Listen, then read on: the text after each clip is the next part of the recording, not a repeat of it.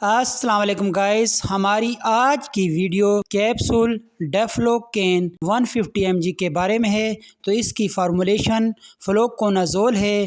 اس کو Pfizer company تیار کر رہی ہے جو کہ ایک ملٹی نیشنل کمپنی ہے۔ فلوکونازول سالٹ میں پاکستان میں اور بہت سی کمپنیاں تیار کر رہی ہیں، مثلاً زولانیکس، فلوکون، فنگان، فوناز، فنگس، فوگس، پولکون، نیڈاکون۔ فلوکونازول کا تعلق ادویات کے ایک گروپ ایزول اینٹی فنگل سے ہے۔ اس کا استعمال فنگس کے انفیکشن کے علاج کے لیے کیا جاتا ہے جو کہ منہ، گلے، خوراک کی نالی، پھیپھڑوں، مثانے، وجینا، خون اور جسم کے کسی بھی حصے میں ہو سکتا ہے۔ یہ کیپسول انفیکشن پیدا کرنے والے فنگس کے خلیے کی جھلی میں سوراخ پیدا کرتا ہے جس کی وجہ سے تمام مواد لیک ہو جاتا ہے۔ اس طرح یہ فنگس انفیکشن کا علاج کرتا ہے۔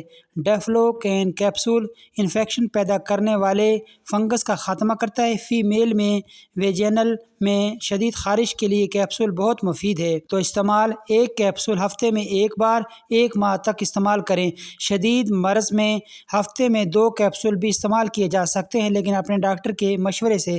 اب بات کرتے ہیں کہ کون سے لوگ ان کیپسول کو استعمال نہیں کر سکتے۔ تو نمبر 1، وہ پیشنٹ جو فلوکونازول سالٹ سے الرجک ہو وہ اس کا استعمال نہ کریں۔ نمبر 2، لیور یعنی جگر اور کڈنی یعنی گردے کے پیشنٹ بھی اس سالٹ کو استعمال نہ کریں۔